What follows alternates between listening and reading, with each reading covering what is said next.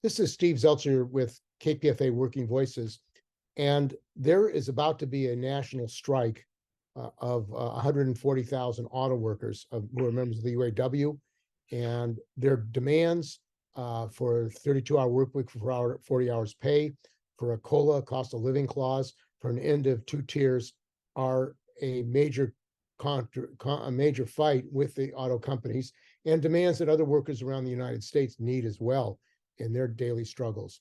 And joining us this evening is Frank Hammer. He's a retired member of UAW 909 and also has been an observer and writer about the struggle of auto workers. So welcome to our show, Frank. Greetings, Steve. Thank you. So Frank, why don't you give us the latest update, the likelihood of a strike and what it will mean to American workers and the situation of the companies who are saying, including Stellantis, which used to be Chrysler, that they're going to move production to Mexico if there is a fight by the union. This evening, the UAW president, Shawn Fain, did another one of now frequent Facebook live stream communications with the membership. There may have been 8 to 10,000 UAW members on the call, on the live stream. There were thousands of responses in the messenger, in Facebook Messenger. And so it was an extraordinary event. And in it, he gave an update to the membership about the current state of negotiations. Briefly, advances have been made. Companies are coming back with proposals, and the parties are really far apart. It's very clear that this is a showdown, and I think it's inevitable that workers are going to be walking out on midnight, September 14th. So what the interesting twist, two twists by Shawn Fain. One, that it will be a strike against all three companies. This will be historic. This will be the first time in UAW history that all three companies have been challenged by the UAW at the same time. And the other twist to it is that plants from each of the companies are going to be selected from all the plants where the strike, where action will begin.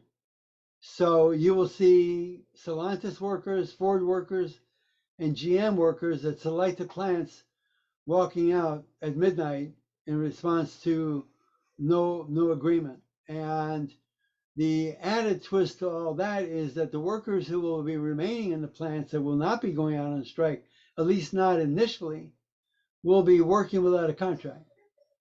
And that's entirely also new. It's always been in the past negotiations that the parties routinely extended the existing terms of the contract, and the leadership, Shawn Fain, has elected not to do that. And so there's a lot new in this set of negotiations.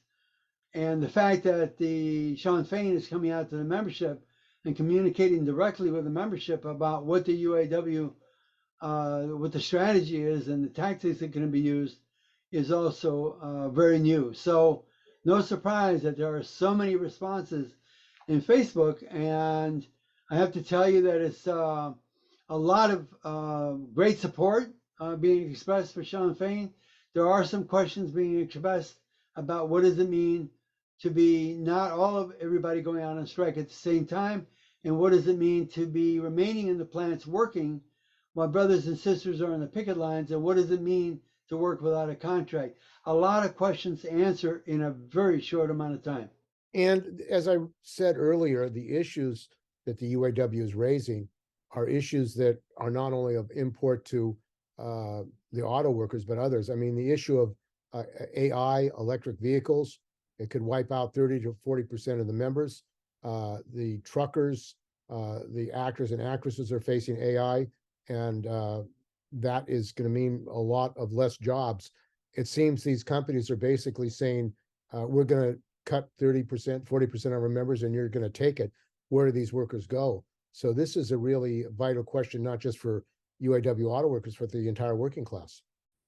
Yeah, Shawn Fain laid out a number of the different issues that where the UAW has made demands of the companies, and each one of them, I mean, he frames them in the context of the working class as a whole. So he is projecting that the fight by the UAW is in fact a fight for the entire working class, not only in the U.S.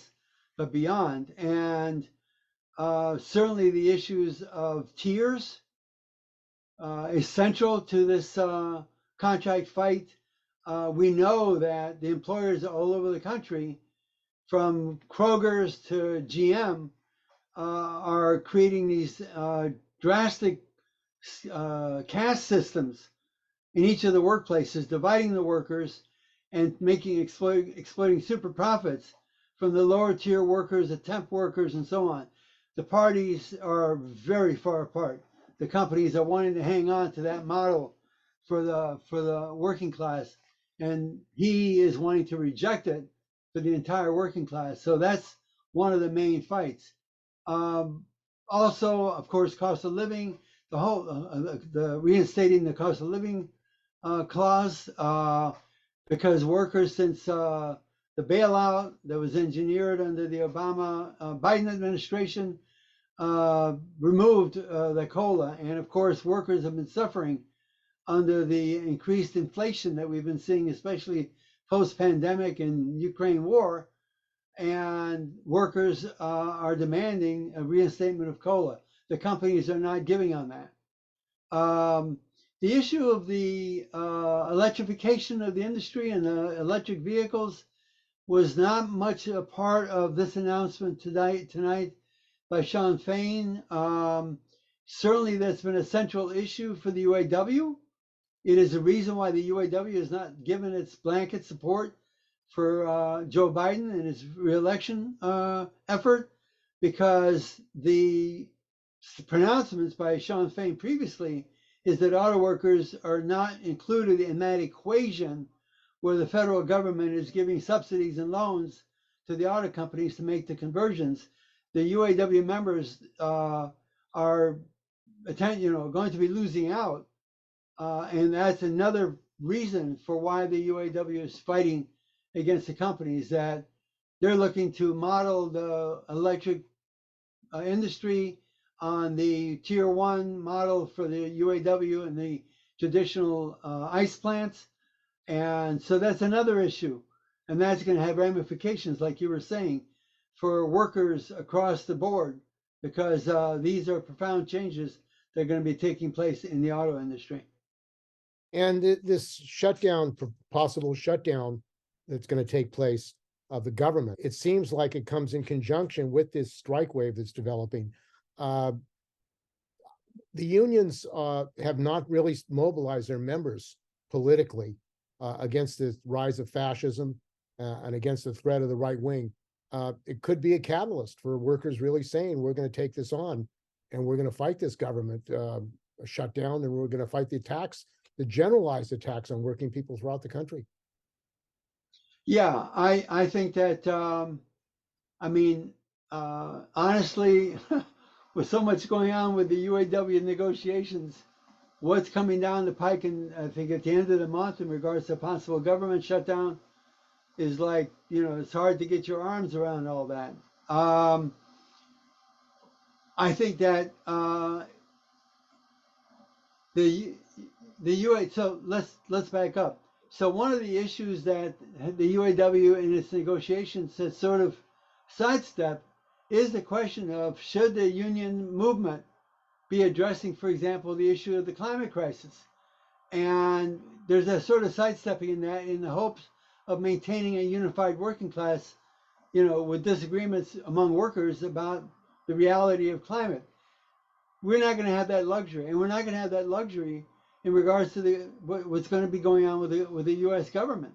It is a political challenge. It is a planetary challenge, and avoid it as we might, it's not going to go away. And if we do have a government shutdown, the union movement is going to be late to the table as regard to how to address it. Certainly, there's nothing on the AFL-CIO website, for example. There's nothing on the AFL-CIO website, by the way, about the impending UAW strike.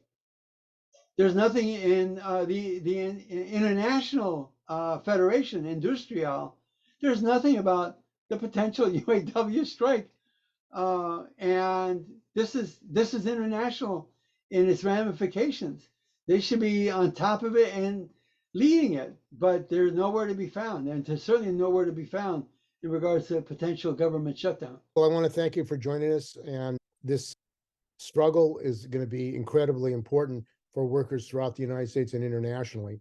And obviously, the threat to move production to Mexico is a common tactic of these capitalist employers to pit Mexican workers and Canadian workers against auto workers in the United States. And I think hopefully workers see that unified action by all workers are the way to answer these kind of union busting tactics. Yeah, and let me add a note of a positive sign. Today, a number of environmental groups, including Public Citizen and the Labor Network for Sustainability, were in Detroit early this morning holding some kind of a rally or picket or demo at the auto show in solidarity with the UAW in regards to what's called the just transition. That's a hopeful sign, because these are not these are both labor and environmental groups that are coming together and saying we need to support the UAW's fight, and that's where the AFL-CIO should be, and that's where the union should be, and it's the environmental movement that's taking the lead. Okay, well, I want to thank you for joining us. We've been talking with Frank Hammer, retired UAW 909 president and an activist and longtime writer and solidarity activist in the UAW. Thanks for joining us, Frank. Thank you so much, Steve.